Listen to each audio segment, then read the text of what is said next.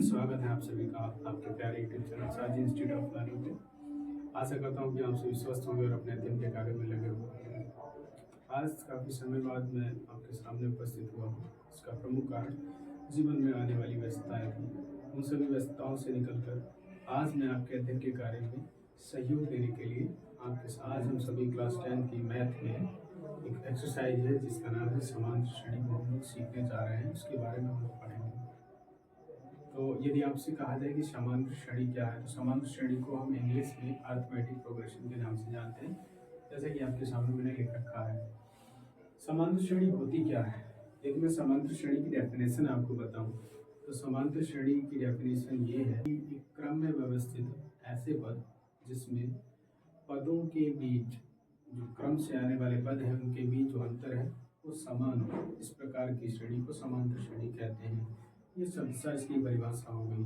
लेकिन अगर मैं आपसे कहूं कि इसका व्यवहारिक जीवन में कहाँ पर क्या उपयोग है और हम व्यवहारिक जीवन में यदि हम आम बोलचाल में इसका एग्जाम्पल कैसे ले सकते हैं और हम कैसे सीख सकते हैं कि ये समांतर श्रेणी है। कि जैसे कि आज आपने एक प्रश्न हल किया, आज आपने एक प्रश्न हल किया, पहले दिन आपने एक प्रश्न हल किया, फिर अगले दिन आपने क्या किया, एक प्रश्न और बढ़ा दिया, दो प्रश्न हल किए, फिर उससे अगले दिन आपने एक और बढ़ा दिया, तीन प्रश्न हल किए, फिर अगले दिन एक और बढ़ा दिया, अब आपने चार प्रश्न हल किए।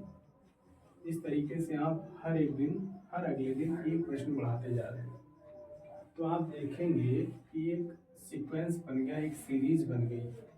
और उस सीरीज पर अगर आप नज़र डालेंगे तो किन्हीं दो दिनों के बीच में अगर देखें, जैसे इन दो दिनों के बीच में देखें, तो पहले दिन इस दिन आपने दो प्रश्न हल किए थे, इस दिन आपने तीन प्रश्न हल किए या याद किए, तो दोनों के बीच में कितने का अंतर है? यहाँ दो याद किए, यहाँ तीन याद किए, तो एक प्रश्न आपने बढ़ाकर याद किया।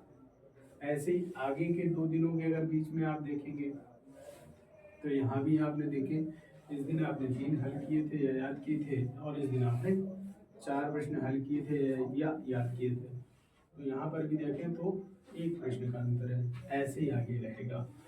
और स्टार्ट में भी आप देख सकते हो, यहाँ पर भी एक ही प्रश्न का अंतर है, यानी कि आपने एक प्रश्न ज़्यादा याद किया।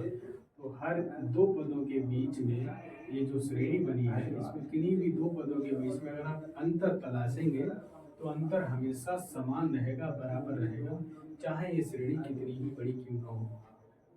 तो इस प्रकार से हम कहेंगे कि ये जो प्रश्न आपने याद किए हैं हर एक दिन बढ़ाकर, ये जो सीरीज बनी है, आप कहेंगे ये जो सीरीज है वो समांतर श्रेणी है। क्या कहेंगे? समांतर श्रेणी है। ठीक है ना? तो ये समांतर श्रेणी हो गई।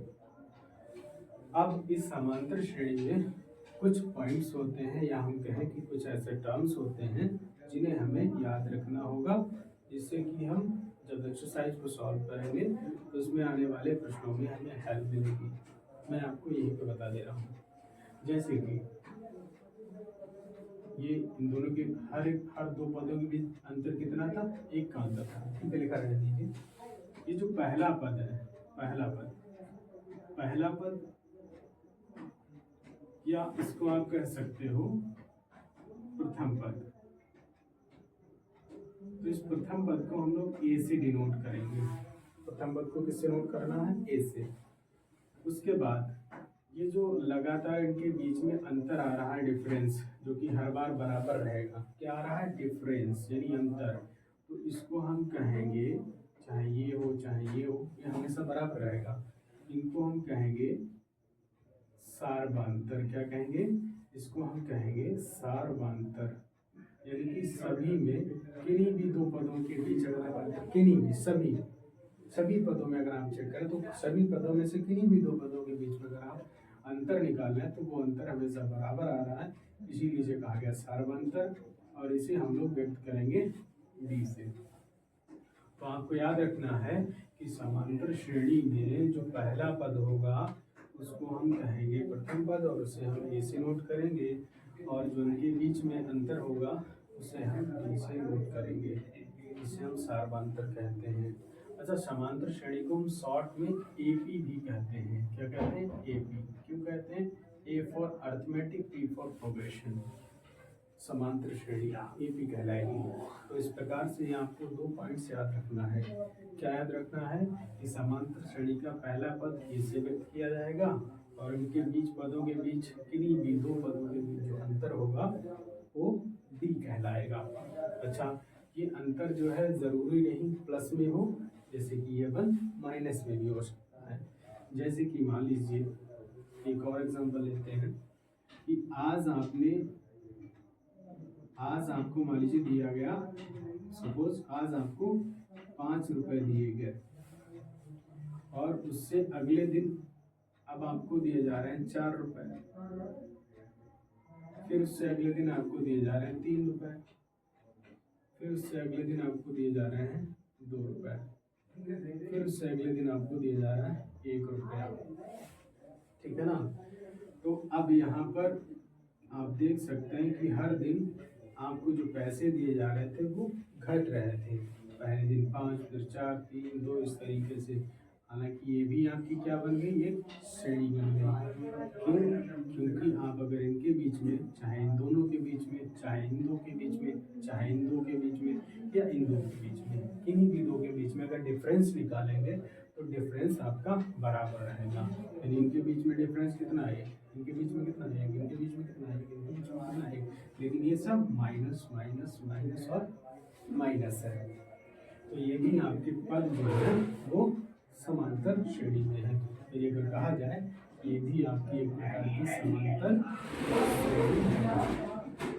और अगर मैं आपसे पूछूं कि इस समांतर श्रेणी का प्रथम पद कितना है, तो ये हो गया आपका प्रथम पद। तो इस समांतर श्रेणी का जो प्रथम पद है वो ए बराबर हो गया 5। और अगर मैं कहूँ कि सार्वंतर कितना है, तो सार्वंतर ये जो आपका है, चाहे ये ले लो, चाहे ये ले लो, चाहे ये ले लो, चाहे ये ले लो, सार्वंतर हमेशा समान रहेगा। तो ये सभी हो गए आपके सार्वंतर। तो इस प्रकार से हमने अर्थमेटिक प्रोग्रेशन यानी समांतर श्रेणी को समझा व्यवहारिक तरीके से कि आखिर समांतर श्रेणी होती क्या है, और इसको जब हम एक्सरसाइज में समझेंगे तो हमें क्या क्या वहाँ पर ध्यान देना होगा। तो आई होप आपने समांतर श्रेणी को अच्छे से समझ लिया होगा कि समांतर श्रेणी क्या होती है। एक सीरीज होती है जिसमें पद जो होते हैं वो किसी न किसी तरह में व्यवस्थित रहते हैं और किन्हीं भी 2 पदों के बीच में अंतर जो होता है वो समान होता है, इसीलिए इसे समांतर श्रेणी कही जाती है। अब इस समांतर श्रेणी से संबंधित हम प्रश्नों को आगे समझेंगे।